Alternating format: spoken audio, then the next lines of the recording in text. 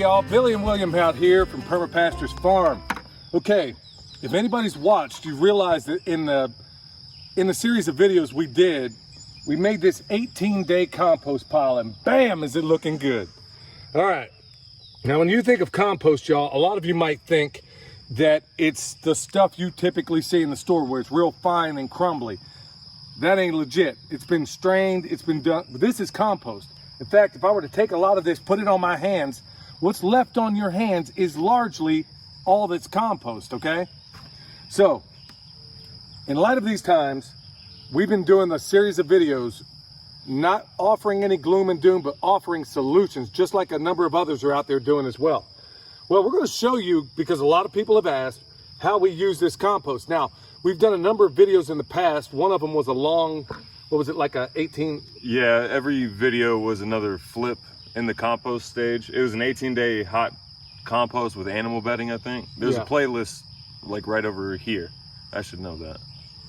Yeah, the playlist he put together basically is step-by-step instructions and how to deal with any problems you may come into. And then there's another one where it's like done in a time-lapse thing where it's an 18-day process and you see it unfold in a very fast way. Well, yeah, there's there's a playlist where we do every video is a new flip. And then we have two videos, one where you just build the 18-day compost pile and another one where it's every flip in one video. Right. So this one we've been kind of giving you updates as we've been doing the latest videos. All right. So like I said, go back and watch those. Look, folks, I'm not belaboring anything, and I'm not going to say it over and over again, but we know the times we live in. We know that, you know, the gas you spend to go out and try to buy store-bought compost, plus that stuff, who knows where it came from. I'm going to say it again for the people that are new. The compost you make is more perfectly adapted to your property than anything you could hope to buy, especially if it came from a distance away. The microbes in this compost that we made here are indigenous to this property. The beneficial microbes that you get from the store-bought stuff is indigenous to wherever it came from. If they even exist anymore. Exactly. Exactly. It may look black, it may look rich, it may look awesome, but you turn back around and when you test it, it's denuded. There's no life in it. If you don't see anything living in the compost, then it's not really good compost. Right. Just ask Sean, the modern yeoman, who got a truckload of that stuff, tested it. Turns out there's not it looks as rich as, it looks like volcanic soil, but you turn back around and test that stuff and there ain't nothing in it, or barely anything in it. So we also did another video about how to make potting soil for your garden and also how to make that for trees. So that's going to be linked up there as well. You want to check that out. So we're going to lead you back to some of the previous videos and where we've covered a lot of this stuff in great detail. But now that we have this 18-day done, we're going to show you exactly how we use it at this point, or how you could use it once you make it. Okay, with that said, so we got buckets sitting here and we're going to fill some up. First thing we're going to do is dress these trees, and we don't need to refine anything.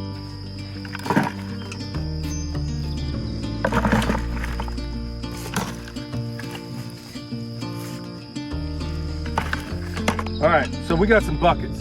Hey y'all, going right back to that permaculture zones video. Look, I know it may seem to the average person that zones, you know, how big a deal could it be? It's a really big deal. And I'd ask Danny from Deep South, because his zoning is about as perfect as it can possibly be.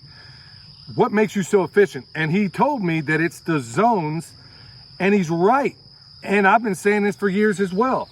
It's having things where they belong. So we got this compost here, and it's in very, very, very close proximity to where it's going to go.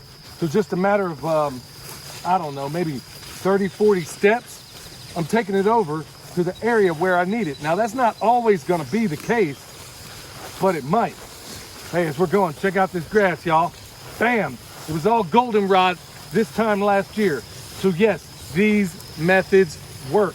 So here we are in the driveway, and we got a couple of places where we can put this clearly. Compost piles right over there. Over to this side, we got the emerging food forest. It's where we extracted all those I think we're up to 25, 30 gallons of strawberries just out of this area alone.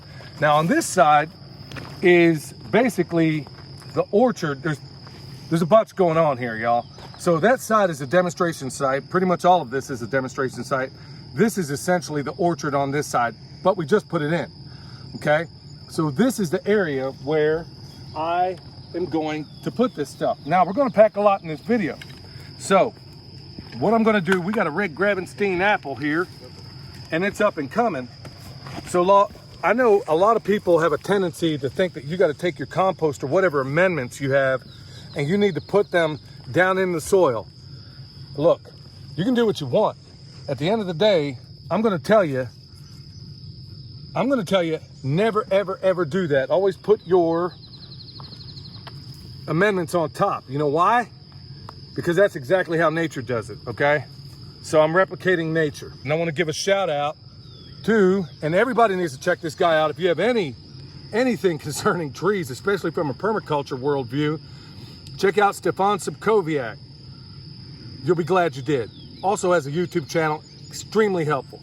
Okay, so we got this covered. I'm gonna add one more bucket. Basically, when I do my mulch rings, when you do this, y'all, like I said, we're gonna add a lot in here. Make sure the graft union at the bottom of your tree, basically where the rootstock meets the scion, you want that above the ground. Otherwise, you're gonna have a lot of stuff sprouting out, putting energy in things you don't want. So it's gonna look like a donut laid on its side. So the graft union, we're gonna make sure that this pile goes something like that, okay, every time we add to it. So this is done, I'm gonna add one more, and then we're gonna drive on. All right, so we got those trees done. Here we are, back at the pile again. So now we're on to the next project, and we got one at the very end of it that is going to be kind of unusual. You're gonna wanna check that out. And by the way, y'all, everybody asks about the t-shirts I have. Check this one out. Bam!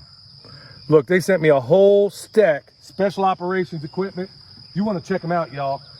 Everybody wants to know where I get all these ballin' shirts. Well, this is where I get them, okay? And you wanna check them out. They have look, if you're into anything tactical, they got it. It's the coolest website. Go check it out. You'll be glad you did, especially in these times. All right, so we're gonna go ahead and fill these buckets up again, and I'm gonna show you where we use them next. We've done a number of things with compost, whether it's with chickens, taking the animal. Look, we've done an exhaustive thing on compost. Is there any other way they could use this? We did a video on compost tea. You can make a compost tea, check out that video, but you can also dilute it up to 20 times and use it as like a foliar spray or fertilizer or really anything like that. That's what I'm talking about, y'all. So right now, this stuff is it's still a little bit moist. It's still got a little bit of heat to it, but we can still use it at this point. But this is legit compost. Now, we're gonna take it up there and we'll show you the next spot. All right, here we are in this high tunnel. And folks, it's blowing up. We couldn't be more happy about it. So it's without a doubt one of the best investments we've ever done. So what do we got here, honey? So we've got potatoes in this bed, and it's just native soil that's in these raised beds. They were just broadforked. So we're gonna go through and we're gonna add compost. So the point we're trying to get at is we're improving and building the soil in these beds just constantly. The more compost we add, the better the soil will be. Now, it doesn't have to be completely broke down, because even the woody bits like that are going to act as something of a mulch layer. And look, if you have any life in your soil, it's going to break down, all right? So with that said, I'm going to dump it down the middle. The way we normally do this is I do this part, and she does her part. Let me slip on around you, honey. Yeah. You're sweet little milk boy. All right, so that part is done. Now we're gonna go on to the last thing. And like I said, folks, go back and check out the other things we've done with this stuff. Like I said, we've shown you every single possible conceivable way that you can deal with compost in our previous videos. So there's no need to cover that. All right, now on to the last and final portion of this. All right, y'all, the next application might seem a little bit wacky. We learned this from Nicholas Bertner over at School of Permaculture in Texas. I know it's going to sound crazy, but it works. Okay, so if you have toenail fungus, and I know some of you out there got some jacked up feet. Hold on, before we get into this, I don't have any funguses or bacteria or anything like that. Yeah, but if you do, this is another way to use that compost. Nicholas told us about it. Go ahead and set it up, son. Nicholas told us about it, and you know, it worked wonders for him. So you know, we found ourselves, some of us might have found ourselves in a position where it was required, and it works. Now, how it works, I don't know, but maybe there's something to it. I mean, it's just like when you put your bare hands into the soil, or when you walk around barefoot, there's this grounding effect that happens, and it kind of centers you. In fact, you'll sleep better at night. But So you can get rid of like foot funguses, foot bacteria, like stinky feet in general by doing this. I think it's because the aerobic bacteria in this is going to outcompete whatever's attached to your feet. Well, ain't nothing wrong with that. But hey, folks, let me just give you a warning right off. This boy's got he's got a feet like a hobbit, and only thing he doesn't have is hair on the top of him. So splash, splash.